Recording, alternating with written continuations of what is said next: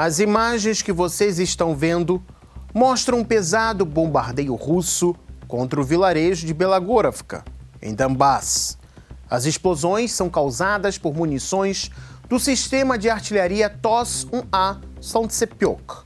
As explosões foram tão fortes que a guarnição ucraniana não ofereceu mais resistência e já na segunda-feira, 20 de maio, após a tomada total do vilarejo por suas tropas, Moscou anunciou esta nova conquista. A situação no fronte continua crítica para a Ucrânia e todas as suas ferramentas usadas contra os russos, desde ataques contra alvos militares até civis, não estão resultando naquilo que Kiev mais espera: o enfraquecimento e recuo dos russos.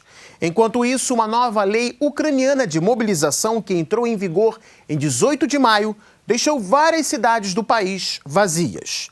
Isso e outros novos detalhes do conflito no leste europeu que ocorreram nos últimos dias, vocês vão ver aqui, onde eu falo e mostro para vocês. O primeiro ponto a ser destacado foi a cidade de Chasiv Yar, em Donbass, onde os russos iniciaram assaltos em veículos blindados e entraram na cidade. Sabe-se que parte das linhas defensivas ucranianas nos arredores de Chasiv Yar foi rompida, tanto por militares da infantaria quanto por tanques russos. O rompimento destas linhas acabou levando as unidades a tomar posições já entre alguns prédios de Chasiv Yar, ou seja, no maciço urbano. Porém, a cada metro que os russos avançam, existem ações de resistência ucranianas, e isso explica a complexidade de todo o conflito. Nestas imagens, vocês veem blindados Tigre russos levando soldados da 98ª Divisão de Paraquedistas para um dos prédios de Chasiv Yar. Notem que o veículo já está fumegando e, mesmo sofrendo novos golpes de unidades ucranianas na área, o veículo não é destruído e continua sua missão de levar os soldados até o prédio.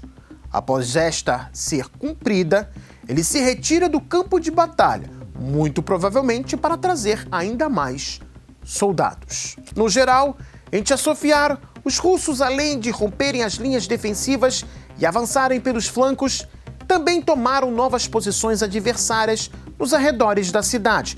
E tudo isso graças ao grande apoio prestado pela aviação e artilharia.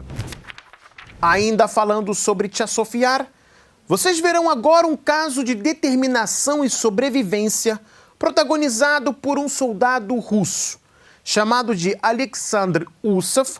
Durante uma operação de assalto contra uma trincheira na área da cidade, o soldado avançou demais, acabou sozinho e cercado por toda uma unidade de ucranianos. E o pior de tudo, ferido. Ele chamou o fogo de artilharia contra a sua posição para eliminar o inimigo, mesmo sabendo que isso poderia o matar. Mas o impressionante é que ele sobreviveu a uma semana no campo sem água ou comida e com perda de sangue. Fez seus próprios curativos e seus companheiros abriram fogo contra o inimigo para não o permitir eliminar Alexander Usov. Александр Усов во время штурма запрыгнул во вражеское укрытие и оказался в окружении боевиков. И так держался неделю. Я понимаю то, что противник меня окружил полностью. Я вызвал огонь на себя. Надо хоть, если ты уходишь из жизни, надо хотя бы одного, но забрать. Говорит, терять было нечего. В тот момент, когда боевики прятались от обстрела, он под градом осколков вышел с позиции. Выжил чудом. Через линию фронта Александр шел несколько километров пешком. Оператор квадрокоптера вел зигзагами между минных полей.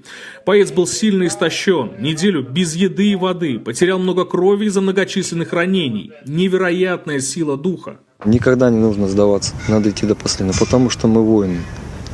Мы не должны сдаваться. Outro caso curioso aconteceu com uma dupla de soldados ucranianos que por pouco se afastou do fogo massivo russo também em Chasiv Yar. A dupla tinha acabado de sair de uma das casas em Chasiv Yar quando, de repente, uma chuva de projéteis de obuses D-30 russos começou a cair no local. Como foi o final da dupla, não se sabe, mas que ela teve sorte de não estar na casa no momento do bombardeio, isso podemos dizer sem dúvida nenhuma. Um acontecimento de destaque foi a tomada por completo do vilarejo de Klishchiivka, em Donbass, pelos russos. O vilarejo se tornou um dos centros de atenção no fronte desde a batalha por Bakhmut, que passou para o controle russo ainda no ano passado. Desde então, os ucranianos tentaram por inúmeras vezes retomar Bakhmut via Klishchiivka, criando um movimento de vai e volta na localidade. Mas desta vez, os russos conseguiram retirar por completo os ucranianos e ir também além, tomando algumas áreas elevadas do terreno nos arredores de Klishchiivka. No calor da batalha por Klishchiivka, surgiram imagens de um tanque churrasqueira russo, que eu já mencionei em outros vídeos para vocês. Neste, o veículo, protegido por uma estrutura metálica feita contra drones, foi atingido por um drone inimigo. O tanque sofreu algum dano e uma chama ficou visível, conforme imagens feitas a partir do céu. Mesmo assim, a tripulação decidiu confiar no maquinário e não arriscar, se expondo ao inimigo. Os militares conseguiram dar continuidade com o tanque fazendo uma cortina de fumaça, uma tática bem popular entre tanques de vários países do mundo para despistar-se do inimigo. A cortina foi tão grande que acabou cobrindo boa parte da área de Klishchiivka. Mas já saindo do fronte, diversas cidades ucranianas estão ficando vazias. E não é bem por causa de evacuações.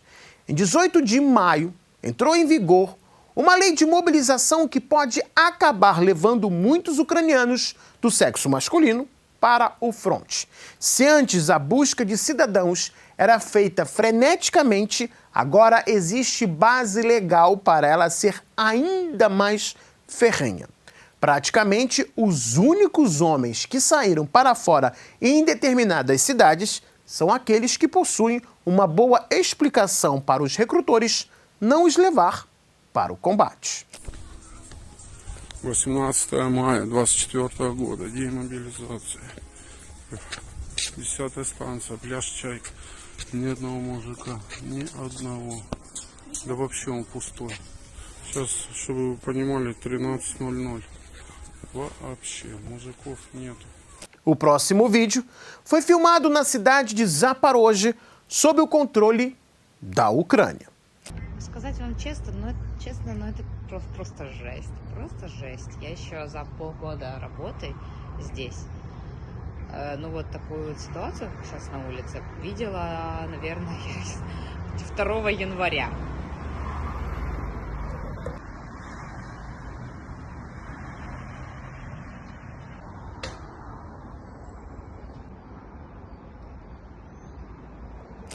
Мая у нас 2024 года, 9:40 утра, и мы в Харькове едем смотреть на улице Харькова. Уезжаем со двора.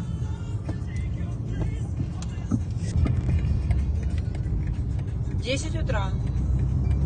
Это для хейтеров, что 10 утра. Так, напоминаю, 10 утра, 18 мая. 10 утра, 18 мая. Смотрим. Куча людей. Kúčia людей. Город-миллионник, куча людей. 10 утра, 18 мая. Agora, mais um feito em Odessa, mas em 21 de maio. Одесса, 21 мая. Приехал в Одессу из Харькова прогуляться по городу. У меня плюс дел много по одесскому офису. Решил сюда навестить, посмотреть на город. Ну и, конечно, вот такая вот ситуация в городе. Сейчас, вот смотрите, у нас 11 утра. Дерибас. Людей как бы, нет. O medo da população, vocês já podem imaginar a razão. Muitos ucranianos estão denunciando nas redes sociais que seus parentes estão sendo tomados das ruas pelos recrutadores, inclusive quando não possuem até mesmo idade mínima que os enquadre na mobilização. No próximo vídeo, foi a vez de um pai ir a um posto de recrutamento para tirar seu filho de lá. Segundo ele, os recrutadores mantinham um grupo de rapazes preso em uma garagem do local. Хлопці, випустіть за режим. Я сказав, хлопці, випустіть за режим. Я адекватно. Чуєш, сержант? Випусти пацанів! Випусти пацанів! A seguir, vocês vão ver o desespero de uma mãe na cidade ucraniana de Mukacheva.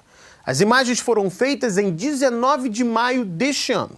A mulher foi a um posto de recrutamento pedir para que livrem seu filho, já tomado pelos recrutadores do serviço militar. Segundo ela, seu filho sofre de um câncer. Якісь такі розумні! Якісь такі розумні!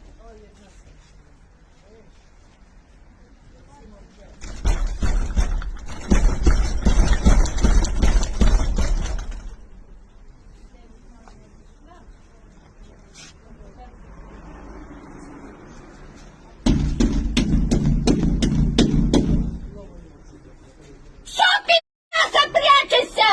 Кажи мені, де мій син знаходиться! Підте! Саме Бог на нулю! Підте самі тут тварі сидите, котрі гроші заробляєте! Заробляєте, суки, гроші! По $5000 берете! Уроди!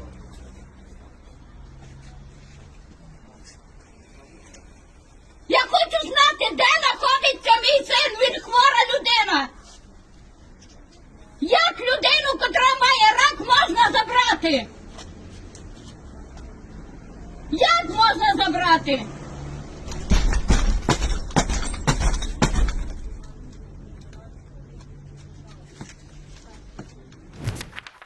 A ajuda à Ucrânia continua sendo um tema de debate nos Estados Unidos e Europa. Só que, ao perceberem que nem bilhões enviados e os diferentes tipos de armamentos usados contra a Rússia não estão surtindo o efeito esperado, os europeus estão cada vez mais apoiando a ideia de Kiev atacar alvos dentro do território russo com armamentos fornecidos por eles. Movimento semelhante está em desenvolvimento nos Estados Unidos. Segundo o portal norte-americano Axios, especializado em temas políticos, um grupo de congressistas republicanos e democratas enviou uma carta ao presidente Joe Biden na segunda-feira, 20 de maio, pedindo para este autorizar o uso de armas norte-americanas contra alvos dentro do território russo.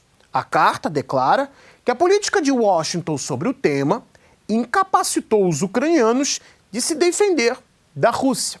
É válido ressaltar que Kiev pede para que os norte-americanos permitam o uso de armas dos Estados Unidos contra o território russo. Contudo, a proibição tanto dos europeus quanto dos norte-americanos não parece ter gerado o efeito esperado. Isso porque, por várias vezes, os ucranianos utilizaram diferentes armamentos europeus e ocidentais contra alvos em território russo.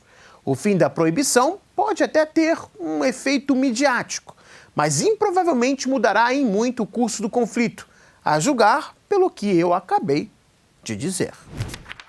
E se você gostou desse vídeo, deixe seu like, se inscreva no Gazeta do Mundo e também acione o sininho para não perder o nosso próximo encontro aqui no YouTube.